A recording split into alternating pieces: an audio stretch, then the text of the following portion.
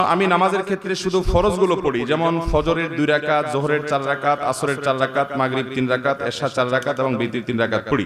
এই ক্ষেত্রে আমার নামাজ কি কবুল হবে? দেখুন, শুধু ফরজ পড়েন এই ভাই, সুন্নত পড়েন না, নামাজ হবে কিনা? উত্তর হলো, শুধু ফরজ পড়লে ওয়াক্তের দায়িত্বটা আদায় হবে। যোহরের ফরজটা পড়লেন, যোহরের ওয়াক্তের দায়িত্ব আদায় হলো, কিন্তু এটা পরিপূর্ণভাবে হলো না, ত্রুটি থেকে গেল।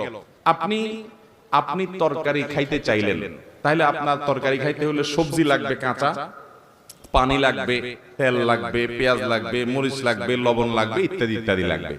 এখন আপনি পানির মধ্যে কাঁচা সবজি সিদ্ধ করে রান্না করে নিয়ে আসলেন, লবণ, তেল, হলুদ কিছুই দিলেন না, তাহলে এটাকেও সবজি বলা যায়, কিন্তু এই সবজি কেউ খাবে না, আপনিও খাবেন না, ঠিক না? ঠিক।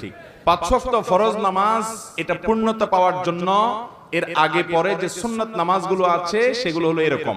এগুলো ছাড়া ওই নামাজটা